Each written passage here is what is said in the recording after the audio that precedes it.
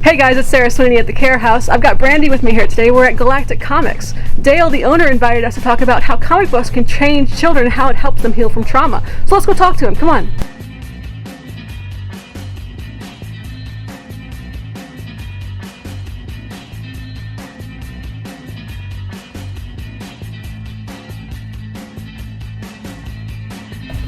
Dale, thank you so much for inviting us here today.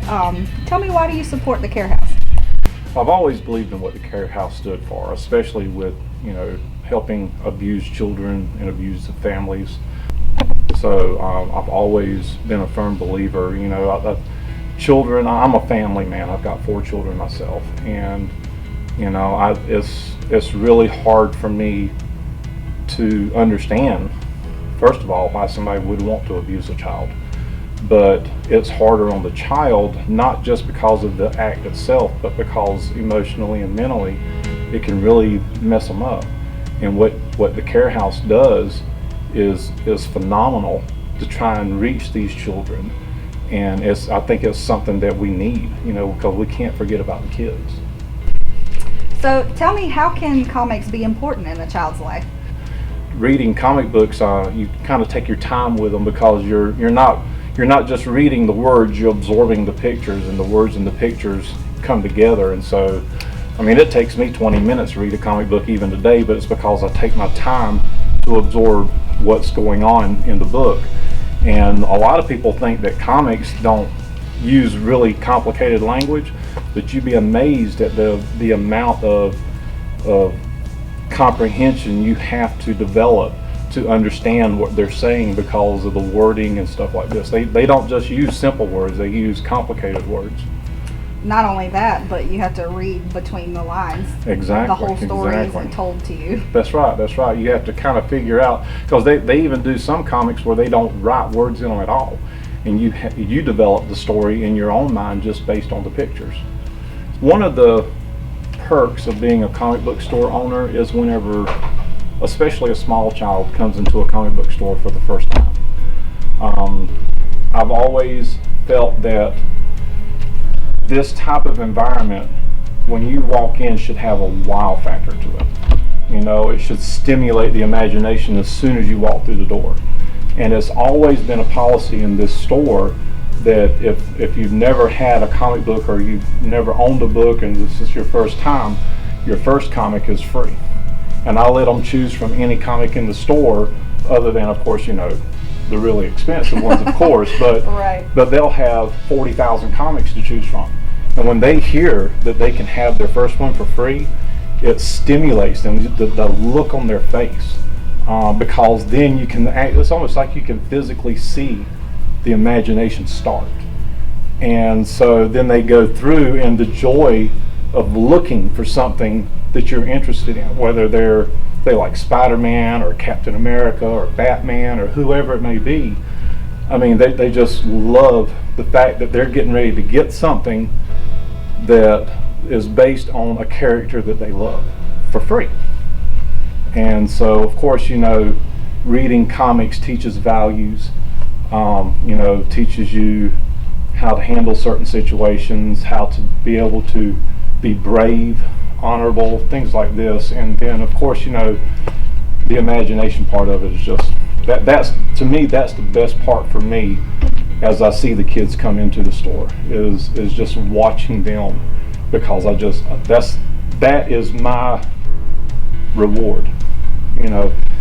We have a store for business, absolutely, we have to keep the doors open, but that's not what's important to me. It's never been important to me. What's always been important to me is watching the children, or even the adults. You'd be amazed at how we got big kids too, right? Absolutely. But the children, they just seeing the look on their faces when they come in. If they see a Beanie Baby, if they see the comic books, they see the toys. It was like whenever I used to be little, walking into Toys R Us, and so it's hard to describe unless you actually see it. And I'm sure you probably have, being a counselor, so I'm sure you understand. But that is what I see whenever children come in here, is really the imagination. It opens them up to you. That's awesome that you let them get their first comic for free, because it kind of takes away that pressure of, ooh, can I get this one? Is this something we can afford? Right. Will my mom even let me get a comic? And it kind of engages them and motivates them to want to learn to read, to want to engage with these comics. And I can't imagine like the happiness that those kids have on their face. Well, I always try to make it something that they never forget, you know, especially on their first visit. And that's just always been important to me. So that's a wonderful thing that you have here. And one of the first things that we do in therapy when we're helping these kids is we build rapport with them, we build a relationship with them, and we try to find ways to engage them. And the way that you handle them when they come in their store, I imagine that goes a long way. I treat every child as if it was my own. You know, I love everyone that comes into this store, no matter how small they are or how old they are. My youngest child that's ever come into the store has only been a few days old. Wow. And I have literally watched her grow up to this point. She's just about 2 years now. No. So, and her dad is a customer here, and he's brought her in since she was 4 days old. So I love it. That's the kind of relationship I want with people in the community. I want them to know that they have a safe place that they can come to get away from whatever problems they have. And the children just love coming in here, and I love to be able to just interact with them and just watch them have fun. You know? So Brandy, you've asked me quite a few questions today, and I've tried to be as honest as I can. I've got one question for you. Okay. How do you tie comics and artwork in your therapy? So comics and artwork are a huge part of therapy with children.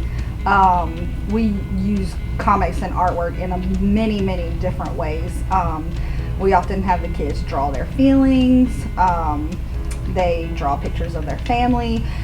Drawing in itself is a huge part of it, and ways that they can express themselves, because at a young age they may not always have the words to express themselves or get their emotions out or tell their story. Part of what we do here at the Care House is we do something called TFCBT, which is trauma focused cognitive behavioral therapy, which focuses on their trauma and how our thoughts, feelings, and actions are all connected. And part of TFCBT is we have the children tell their story, and they can do that in a variety of different ways. And one of the ways that seems to be the most popular with the kids is they can create a comic. We have a blank comic strips or they can make their own comic strip, however they want to do it. They have complete and total control over how they tell us their story. And so they make their own comics. They become the hero of their own story. And the children really seem to enjoy that. And a lot of them, in my experience, have been able to relate to superheroes, and you'll see them mirror their story to some of the comics they may have been familiar with.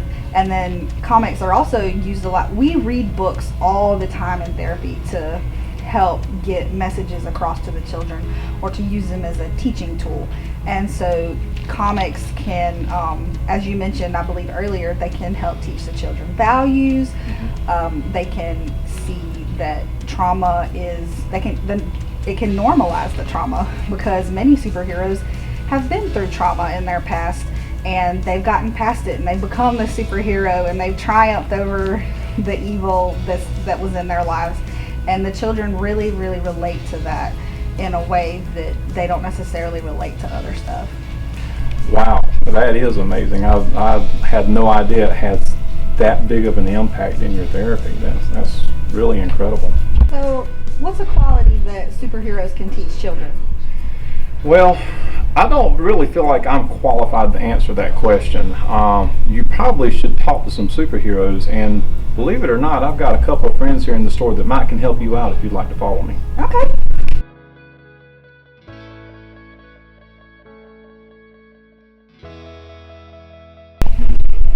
And I was like, love you. I hardly know you. You really don't laugh, do you? No. Hey guys. Hey. You guys doing all right today? Listen, Miss Brandy just asked me a question that I don't really feel like I can answer.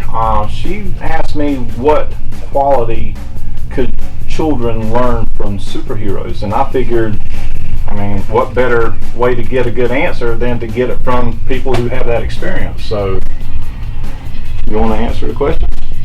Well, first of all, I'd say responsibility. Okay. Being a superhero has to do with taking on and taking care of others, but also taking care of yourself. Also, I'd probably add in honor. You have to be a role model to others. Right. And you can't do it by yourself, so you have to inspire others to be with you. Right. I don't know what you say. It's something along those lines. You said it perfectly.